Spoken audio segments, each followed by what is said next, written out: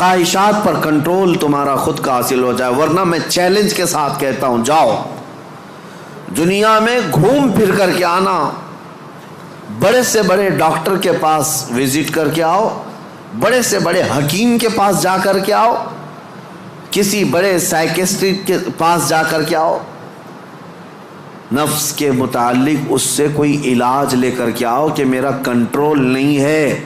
آپ مجھے کوئی گولی دے دو، کوئی معجون دے دو، کوئی انجیکشن دے دو.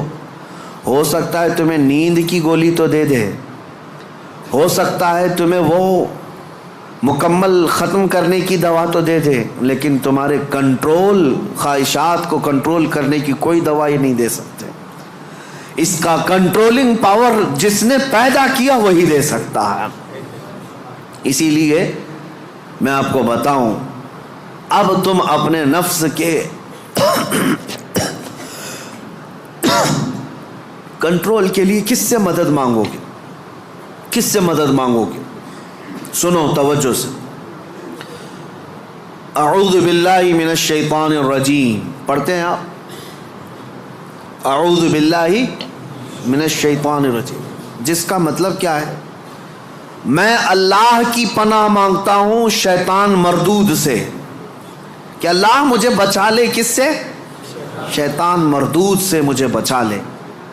یا آپ کس سے پناہ مانگ رہے؟ کس کی بارگاہ میں پناہ مانگ رہے ہیں؟ اللہ کی بارگاہ میں، کہ مولا تو مجھے پناہ دے دے. اس کے متعلق حکیم احمد یار خان نعیمی رحمۃ اللہ علیہ فرماتے ہیں، اس کی مثال یوں سمجھو، جیسے کسی کے ہاں آپ ملنے کے لیے گئے، اس نے گھر کے باہر کتا پال رکھا ہو حفاظت کے لیے یا کسی کام کے لیے، دشمنوں کے لیے یا کسی بھی غرض کے لیے کتا پال رکھا ہو، اور آپ گئے گھر کے باہر کھڑے، کتا بھونکنا شروع کر دیا، دروازے میں جا ہی نہیں پا رہے. آپ اس کتے کو کنٹرول کیسے کرو گے؟ آپ اپنے دوست کے گھر اندر جا رہے ہیں لیکن کتا باہر ہے، کتا جیسی قریب جاتے ہو بھونکتا ہے. اب آپ دروازے کے اندر جانا چاہتے ہیں تو اس کتے پر کنٹرول کیسے پاؤ گے؟ رسی ڈالو گے، اسے پتھر مارو گے، جتنا مارو گے اتنا اچھل کود کرے گا. اس کا سیدھا سا طریقہ یہ ہے، جس کا کتا ہے اسے بلاؤ. حکیم احمد یار خان نعیمی رحمۃ اللہ علیہ فرماتے اسی کو پکارو، بھائی ذرا باہر تو آ جاؤ. اور وہ جب آئے گا، مالک کو کتا اچھی طرح پہچانتا ہے، وہ اس کو کنٹرول میں کر دے گا. اس کو تھوڑا سا اپنی آواز میں ہٹا دے، سائڈ میں، کتا ہٹ جائے گا، دروازہ کھلا ہے، آ جاؤ. دوست اپنے دوست سے ملاقات کر لے گا، لیکن اس بیچ والے کتے کے کنٹرولنگ کے لیے کتے کے مالک کو ہی پکارنا ہوگا. اسی لیے حکیم احمد یار خان نعیمی رحمۃ اللہ علیہ فرماتے ہیں، نفس ایک کتا ہے جو تمہیں تمہارے رب کے دروازے پر جانے سے پہلے بھونکتا ہے، دروازے میں کھڑا ہو جاتا ہے، نہیں جانا مسجد، نہیں جانا اس ذکر پر، نہیں جانا ان محافل میں. اس کتے پر کنٹرولنگ کیسے حاصل ہوگا؟ فرمایا گیا اسی لیے تم اس کتے کے مالک رب ذوالجلال کو ہی پکارو. پیدا تو اسی نے کیا ہے، رب تبارک و تعالیٰ نے پیدا کیا ہے، اور وہی تمہیں اس پر قبضہ بھی دے گا. اسی کے متعلق فرمایا گیا، اللہ نے پہلے ہی قرآن پڑھنے سے پہلے حکم کیا دیا، یہ پڑھو اعوذ باللہ من الشیطان الرجیم، میں اللہ کی پناہ مانگتا ہوں شیطان مردود سے. آج ہم اسی لیے اس مسجد میں آئے بھی ہیں. میں نے نفس کے متعلق جو باتیں ذکر کی، یقیناً نفس نے بہتوں کو اندھا کر دیا، بہتوں کو برباد کیا، بہتوں کو گمراہ کیا، کئی کو کافر کیا. جو کفار و مشرکین ہیں نا، وہ صرف نفس کی سنتے ہیں، اگر حقیقت میں وہ تمام مشاہد اور مناظر میرے رب ذوالجلال کی قدرت کے نفس کو چھوڑ کر کے دیکھتے تو ایمان ضرور لاتے، ایمان ضرور لاتے. وہ نفس کی پیروی کر رہے ہیں اور نفس کی خواہشات لوگوں کو کافر بنائے رکھی ہے، وہ نہیں آ پاتے اس طرف. اب میں بات کو سمیٹتے ہوئے اس بارگاہ میں لے چلتا ہوں جس مصطفیٰ کریم نے نفس سے بچنے کے لیے اپنے صحابہ کی تربیت کیسے کی تھی. یقیناً وہ ماحول کو ہم دیکھتے ہیں، روح تڑپ جاتی ہے. سیدنا ابو بکر صدیق رضی اللہ تعالیٰ اللہ اکبر وقت کے خلیفہ ہیں. حضور پاک صلی اللہ علیہ وسلم کے بعد خلافت کے تخت پر، لیکن اپنے نفس کے خلاف کرنے کے لیے، خواہشات کے خلاف جانے کے لیے، کھانے پر کنٹرول، سونے پر کنٹرول، ہر چیز پر کنٹرول. اتنی غربت کا ماحول تھا کہ سارے صحابہ نے بیٹھ کر کے مشورہ کیا کہ خلیفہ کا کوئی وظیفہ جاری کریں، تنخواہ، ورنہ وہ بھوکے رہ جائیں گے. تو بیت المال سے ان کا وظیفہ جاری کیا گیا. اتنا تھا وظیفہ کہ اس سے ان کا صرف مہینے بھر کا گھر چلتا تھا، باقی کچھ بھی نہیں آتا تھا. ایک دن ان کی بیوی نے کہا کہ خلافت کے کاموں سے تھک جاتے ہو، کبھی گھی روٹی بھی تو کھا لیا کرو، کبھی گھی کھا لو، کبھی روٹی کھا لو، شہد کھا لو. حضرت ابو بکر صدیق نے کیا کہا جانتے ہیں؟ اتنے پیسے کہاں ہیں کہ گھی اور شہد خرید سکوں؟ کون؟ خلیفۃ المسلمین. تو ان کی بیوی کہتی ہیں آپ مت گھبرائیں، میرے پاس ہے، میں دیتی ہوں، جائیے آپ گھی اور شہد خرید لائیے. کہا تمہارے پاس ہیں، لاؤ. بیوی لے آئی، ایک پوٹلی میں پیسے جمع تھے. کہا یہ لیجیے، آپ بازار جائیے، گھی اور شہد خرید لائیے. حضرت ابو بکر صدیق نے پوچھا اتنے پیسے تیرے پاس کہاں سے آئے؟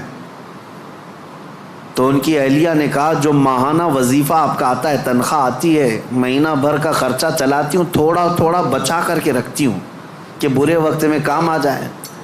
حضرت ابو بکر صدیق نے پوری پوٹلی اٹھائی اور لے جا کر کے بیت المال میں جمع کیا اور کہا یہ میری ضرورت سے زیادہ آتا ہے، اسی لیے میرے گھر میں بچ جا رہا ہے، آج سے میرا وظیفہ کم کر دو.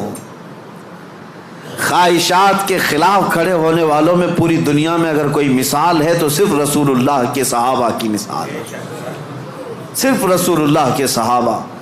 ایک حضرت نعمان بن مقرن ہے، ایک بادشاہ کے دربار میں گئے، حضور کی طرف سے سفیر بن کر کے گئے تھے، قاصد. تو بادشاہ کو جب پتہ چلا شاہ عرب مصطفیٰ کریم صلی اللہ علیہ وسلم کا ایک قاصد آ رہا ہے، اس نے سونے کی کرسی لگا دی اور ریشم کا قالین بچھایا. میرے عزیزو صحابہ، حضور کے ساتھ ہوتے تو وفاداری، حضور اگر دور ہوتے تو بھی وفاداری.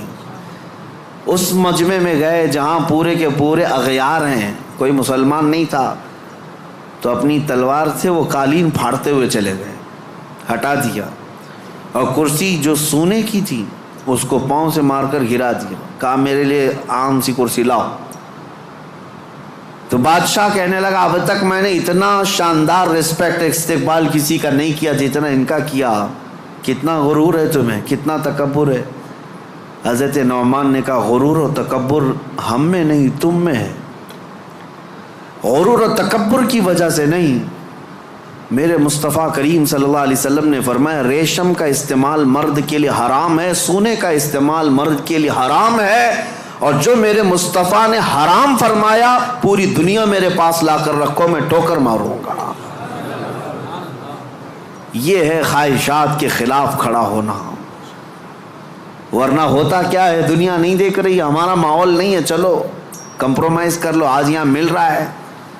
کچھ لوگ تو یہی سوچ کر کے ایسی محفلوں میں جا کر بیٹھتے ہیں جن محفلوں میں بیٹھنا ایک غلام رسول کو کبھی زیب نہیں دیتا. شرابیوں کی محفل میں بیٹھ گئے، کبابیوں کی محفل میں بیٹھ گئے.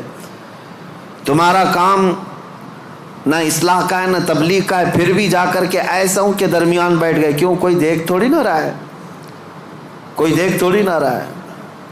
اور کبھی کن کفار و مشرکین کے بیچوں بیچ بیٹھ گئے گپیں لگاتے ہوئے، اور پھر یہ سوچتے کوئی دیکھ تھوڑی نہ رہا ہے. بیٹھا تو بیٹھا لیکن ان کی حرکتیں بھی کرنے لگ گئے. ایک صاحب، اور ویسے تو بہت سارے ہیں، خواہشات ان کو کہاں تک لے جاتی ہے. خاص طور پر نیتا گیری کرنے کے وقت سب بھول جاتے ہیں دین کیا ہے، اسلام کیا ہے، میرے مصطفیٰ کی تعلیمات کیا ہیں. چند لوگوں کو راضی کرنے کے لیے اور ایک کرسی کی خواہش کے لیے کسی بھی مورتی کے سامنے ناریل بھی چڑھا دیں گے، کوکم بھی لگا دیں گے، سب کر لیں گے. اور پھر وہ یہ سوچتے ہیں تھوڑا سا کر لینے سے کیا ہوگا. وہ رسول اللہ کے صحابہ بادشاہوں کے دربار میں کھڑے ہو کر کے بھی کمپرومائز نہیں کرتے تھے. تم محلے گلی کوچے کی کرسیوں کے لیے دین بیچ جاتے ہیں. یہ خواہشات پر کنٹرول نہ ہو تو آدمی ہر چیز کا غلام ہے، ہر چیز کا غلام ہے. نیند کا غلام، مال کا غلام، عورت کا غلام، معاشرے کا غلام. یہ ساری حرکتیں جو آج نوجوان کرتے ہیں غلام ہیں، یہ غلام ہیں. بہت سارے کام اس لیے کرتے ہیں کہ نہیں لوگ کیا بولیں گے. تم لوگوں کے غلام ہو، لوگوں کی خواہشات کے مطابق جینا چاہتے ہو، اس لیے تو بہت ساری چیزیں تمہارے آڑے آ جاتی ہیں. میں داڑھی رکھ لوں گا لوگ کیا بولیں گے، ٹوپی پہنوں گا لوگ کیا بولیں گے، میں علماء کے ساتھ بیٹھوں گا لوگ کیا بولیں گے، لوگ کیا بولیں گے. تم لوگوں کے لیے جی رہے ہو، غلام ہو. کئی ایسے ہیں جن کی غلامی کبھی ختم نہیں ہوتی. تم اللہ اس کے رسول کے لیے جیو. ان خواہشات سے باہر نکل آؤ، ان خواہشات سے باہر نکل آؤ. عزیزان گرامی وقار، ان خواہشات کو ختم کرنے کے لیے اگر کوئی سب سے پاورفل علاج ہے تو وہی میں نے کہا، اللہ کا ذکر ہے.